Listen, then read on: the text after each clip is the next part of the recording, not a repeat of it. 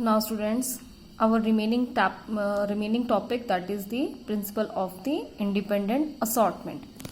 Now what is independent assortment? हमने पहले जैसे किया, जब हमने लॉ ऑफ सेग्रीगेशन किया तो हमने क्या देखा, लॉ ऑफ सेग्रीगेशन में हमने देखा कि जब when the gamete formation take place, जब गैमीट फॉर्मेशन होती है उस समय पर जो अलील्स हैं वो एक दूसरे से क्या होते हैं, सेग्रीगेट हो जाते हैं, वो एक दूसरे से सेपरेट हो जाते हैं। ठीक है, तो सेग्रीगेशन का मतलब है कि अलील जो है वो एक दूसरे से अलग हो जाएंगे, एक जो ट्रेट को एक्सप्रेस करने वाले दो अलील्स हैं वो अलग हो जाएंगे। तो ये बात ध्यान रखना कि जब भी आपसे क्वेश्चन पूछेंगे कि explain the principle of segregation, तो आपने क्या बनाना है, मोनोहाइब्रिड क्रॉस। मोनोहाइब्रिड क्रॉस यानी कि जहां पर एक ही करेक्टर को कंसिडर किया जाएगा एक समय पे। ठीक है, यानी कि इस तरह का, या जो आपको टी वाला कैपिटल टी स्मॉल टी, या black B capital B small B वाला जो मैंने आपको करवाया है वो वाला आप क्रॉस बना सकते हैं। किसके लिए, प्रिंसिपल ऑफ सेग्रीगेशन और प्योरिटी ऑफ गैमीट्स के लिए आपने मोनोहाइब्रिड क्रॉस बनाना है। इसको प्योरिटी ऑफ गैमीट्स क्यों बोलते हैं, क्योंकि गैमीट्स जो होते हैं वो प्योर होते हैं। क्यों, क्योंकि हर एक गैमीट के पास सिर्फ, इस गैमीट के पास सिर्फ क्या आएगा, ओनली ए, इस गैमीट के पास क्या आएगा, ओनली स्मॉल ए, यानी कि हर एक गैमीट के पास एक ही अलील होता है, चाहे वो बड़ा हो, चाहे वो रिसेसिव हो, चाहे वो डोमिनेंट हो, so that your gametes are always pure. Now next is the principle of independent assortment. Independent assortment क्या बोलता है, इंडिपेंडेंट असॉर्टमेंट ये बोलता है कि जब अलील्स, जब इंडिपेंडेंट असॉर्टमेंट बताएंगे तो आपने डाई हाइब्रिड क्रॉस बताना है। ठीक है, ये वाला जो आसान है आपको, इसमें हमने क्या बताना है कि जो डिफरेंट अलील्स हैं, जो डिफरेंट हमारे जीन्स हैं, जो डिफरेंट कैरेक्टर्स को एक्सप्रेस करते हैं, जैसे कि R for the round shape of the seed and Y for the yellow colour of the cotyledons. इसके कंट्रास्टिंग में है रिंकल्ड और ग्रीन। तो जब सेग्रीगेशन होती है, देखो जब गैमीट्स बनेंगे, जब गैमीट्स बन रहे हैं हमारे, तो ये एक दूसरे से क्या हो रहे हैं, अलग हो रहे हैं। कैपिटल आर कैपिटल वाई अलग हो रहा है, यहां पर कैपिटल आर कैपिटल वाई अलग हो रहा है। जब हम F2 जनरेशन की बात करें तो कभी कैपिटल आर के साथ कैपिटल वाई आ जा रहा है, कभी कैपिटल वाई के साथ स्मॉल वाई आ रहा है, कभी स्मॉल आर के साथ, यानी कि ये चारों एक दूसरे से क्या है, अलग है।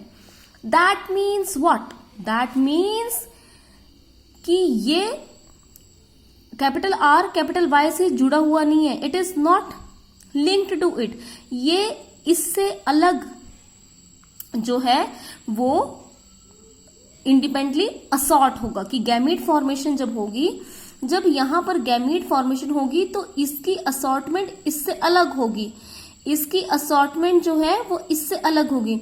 None of the genes are combined, ये जीन्स जो है ये अलग अलग क्रोमोसोम पे प्रेजेंट है, अगर सेम क्रोमोसोम पर भी प्रेजेंट है तो ये एक दूसरे से क्या होंगी, अलग होगी। जिस समय पे मेंडल ने ये लॉ ऑफ इंडिपेंडेंट असॉर्टमेंट या सेग्रीगेशन दिया, उनको नहीं पता था कि ये जो फैक्टर्स हैं, जिसको उन्होंने फैक्टर्स कहा, जिसको हमने बाद में जीन कहा, जॉनसन ने जीन टर्म दिया, ये जो जीन्स हैं ये क्रोमोसोम पे प्रेजेंट होती है।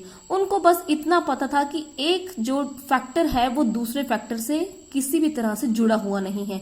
ऐसा कभी भी नहीं होगा कि कैपिटल आर हमेशा ही कैपिटल वाई के साथ आएगा। आप देख ही रहे हैं, गैमीट्स फॉर्मेशन जब होती है तो अलग अलग कॉम्बिनेशंस जो है हमें देखने को मिलते हैं, चाहे वो मेल हो चाहे वो फीमेल हो, डिफरेंट कॉम्बिनेशन देखने को मिलते हैं। So this is the law of independent assortment. That means at the time of gamete formation, the different genes, they assort independently from each other.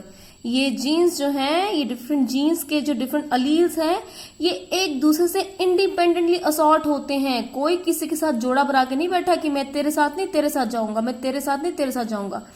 ये अलील्स जो हैं डिफरेंट जीन्स के, ये इंडिपेंडेंटली एक दूसरे के साथ जो है असॉर्ट होते हैं। कोई भी कॉम्बिनेशन जो है possible, this combination is also possible, this is also possible, this is also possible, this is also possible, so that the probability is 9:3:3:1.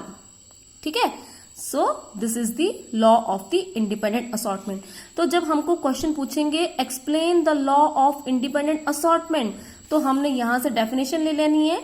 The factors of the different characters located in different pairs of chromosome are independent of one another in their segregation during gamete formation. कि gamete formation के दौरान ये जो different factors हैं, different alleles हैं, ये एक दूसरे से इंडिपेंडेंटली असॉर्ट करेंगे, कोई किसी दूसरे के ऊपर जो है वो डिपेंडेंट नहीं होगा. ठीक है, तो जब हमें ये क्वेश्चन पूछेंगे, क्या पूछेंगे explain the law of independent assortment. तो हमने कोई भी डाई हाइब्रिड क्रॉस, अगर आपको ये ठीक नहीं लग रहा, आपको ये समझ नहीं आ रहा, या आपको बुक में से कोई अच्छा एग्जाम्पल लग रहा है, तो वो भी आप लिख सकते हैं. लेकिन कौन सा एग्जाम्पल आएगा? Dihybrid cross.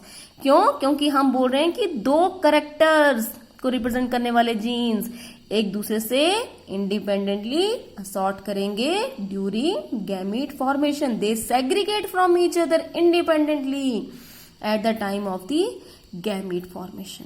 ठीक है, तो अगर आपको पूछेंगे law of purity of gametes और लॉ ऑफ सेग्रीगेशन, तो मोनो हाइब्रिड क्रॉस यानी कि एक एक करेक्टर वाला.